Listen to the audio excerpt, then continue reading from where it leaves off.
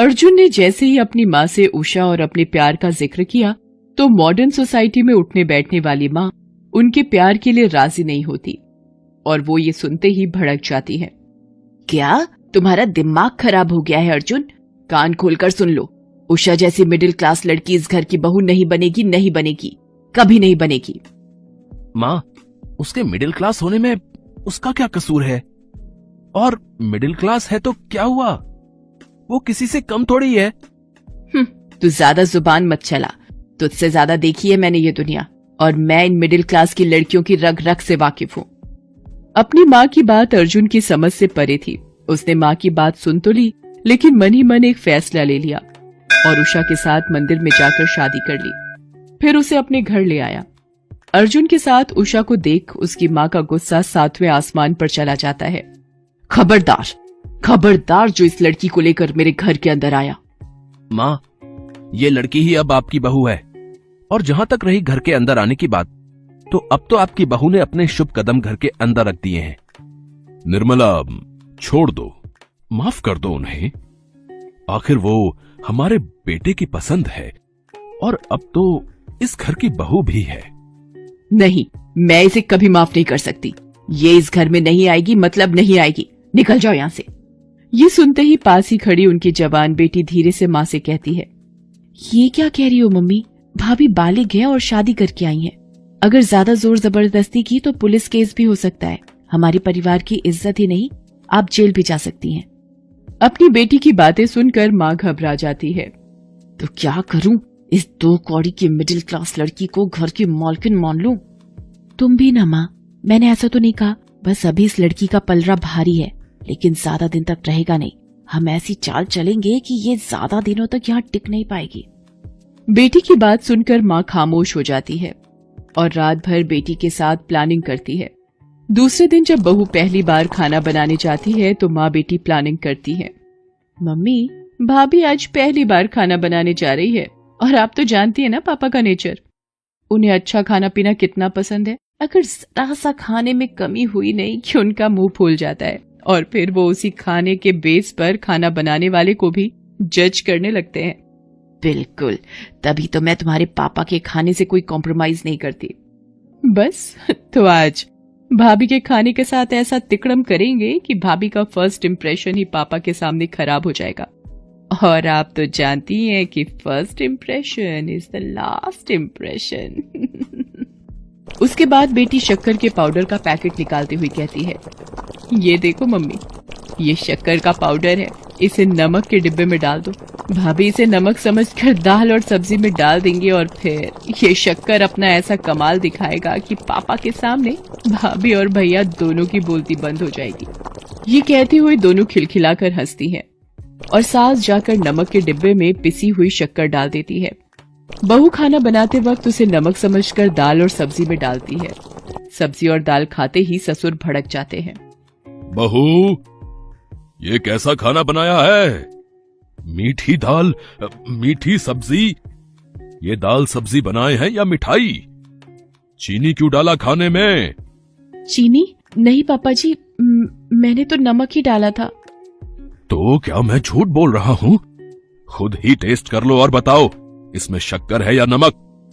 मुझसे बहुत बड़ी गलती हो गई थी कि मैंने मेरी बीवी की मर्जी के खिलाफ तुम्हारा साथ दिया।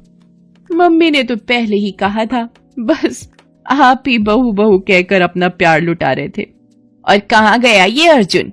बड़ी डींगे हाँक रहा था कि उषा मिडिल क्लास की है तो क्या हुआ, वो किसी से कम तो नहीं है।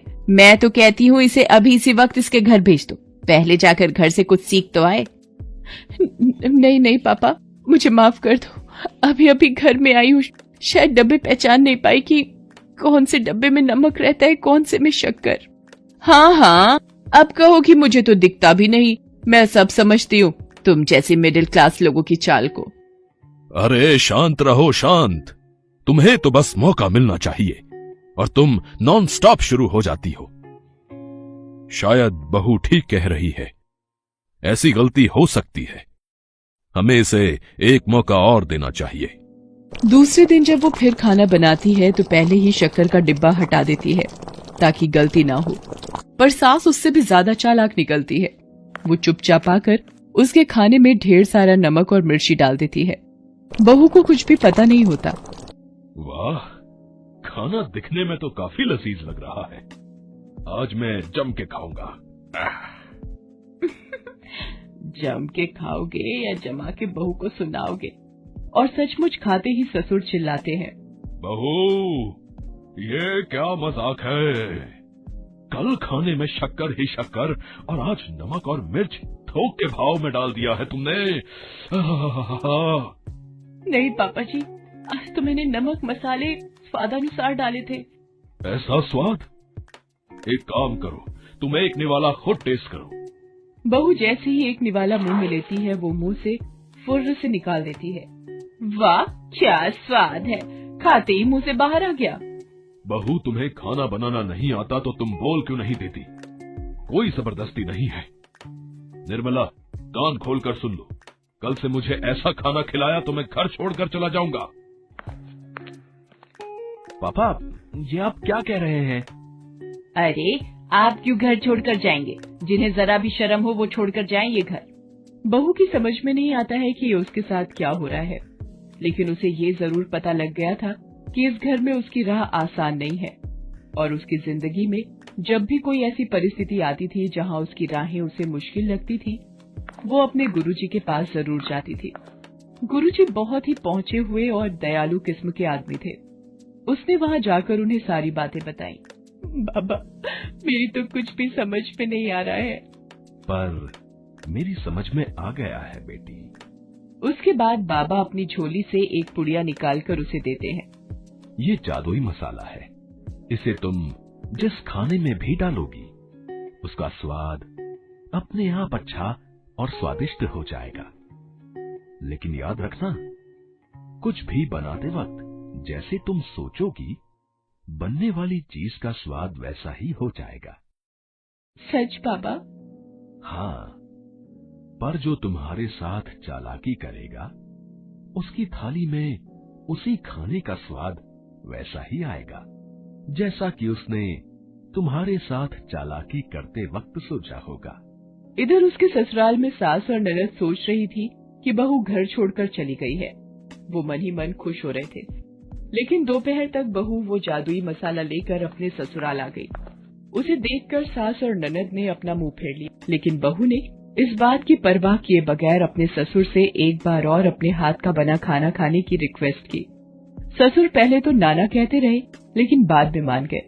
शाम को बहू खाना बना रही होती है और एक पल के लिए किचन से बाहर जाती है कि तभी सास आकर खाने में मसाला, मिर्च और नमक किलो के हिसाब से डाल देती है। ये तेरा आखिरी दिन होगा इस घर में, दो कौड़ी की लड़की, अब तुझे कोई नहीं बचा सकता। सास के जाते ही बहू आती है और उसमें पुजारी बाबा का जादुई मसाला डालते हुए कहती है, खाना खूब स्वादिष्ट हो जा। उसके बाद खाना लाकर जब वो डाइनिंग टेबल पर लगाती है तो ससुर को खाते देख सास धीरे से अपनी बेटी से कहती है, देखना बेटी, अभी एक निवाला खाते ही तुम्हारे पापा ज्वालामुखी की तरह फटेंगे। वाह, क्या खाना बनाया है। क्या बात करते हैं? मुझे तो नहीं लगता कि अच्छा है, एक दो निवाले और खाओ। दो चार निवाले क्या, मैं तो पूरा खाना खा जाऊंगा। ये कहते हुए फटाफट काफी खाना खा जाते हैं। ये देख सास की आंखें फटी की फटी रह जाती हैं। हैं? ऐसा कैसे हो गया? अरे देख क्या रही हो निर्मला, तुम भी खाओ, बहुत बढ़िया है। ये सुनकर वो भी खाती है और उसे बड़ा ही गंदा स्वाद आता है। पूरा खाना वो फर्र से मुंह से बाहर निकाल देती है। छी, कितना गंदा खाना है। ये सुनकर बहू समझ जाती है कि आखिर इतने दिनों से उसके साथ ये सब कर कौन रहा था। इधर ससुर जी भी अपनी पत्नी को इस तरह खाना उगलते देखते हैं तो ऐसा कैसे हो सकता है निर्मला, भला खाने का स्वाद मुझसे ज्यादा कौन जान सकता है। ये लो चखो। कहते हुए अपनी थाली का निवाला खिलाते हैं तो सास को स्वादिष्ट लगता है। अरे हाँ, ये तो वाकई स्वादिष्ट है। फिर तुम्हारी थाली का क्यों नहीं है? वो भी तो इसमें से बहू ने परोसा है। तो आप भी मेरी थाली का खाकर देखो। ये सुनकर ससुर खाते हैं तो उन्हें स्वादिष्ट लगता है। ये तो बिल्कुल मेरी थाली के खाने जैसा ही है। मैंने पहले ही कहा था, अब चुपचाप खाओ इसे और बिना मतलब मीन मेख निकालना बंद करो। वो जैसे तैसे एक निवाला खाती है, फिर फुर्र से उड़ाती है। ये देख पति को गुस्सा आता है और वो अपनी जगह से खड़े होकर चीखते हैं, ये क्या बदतमीजी है, मैं ये बर्दाश्त नहीं करूंगा। सुनते ही रोती हुई वो उनके पैर पकड़ लेती है और उन्हें सारी बात सच सच बता देती है। निर्मला, कोई तुम्हारे या तुम्हारी बेटी के साथ ऐसा करता तो? बेचारे हमारे बेटा बहू एक दूसरे से इतना सच्चा प्यार करते हैं और तुम? माफ कर दीजिए, मुझे माफ कर दीजिए। आज मुझे पता चल गया कि सच्चे प्यार का साथ ऊपर वाला भी देता है। आज के बाद मैं इसे अपनी बहू नहीं, बेटी बनाकर रखूंगी। ये सुनकर सभी खुश हो जाते हैं।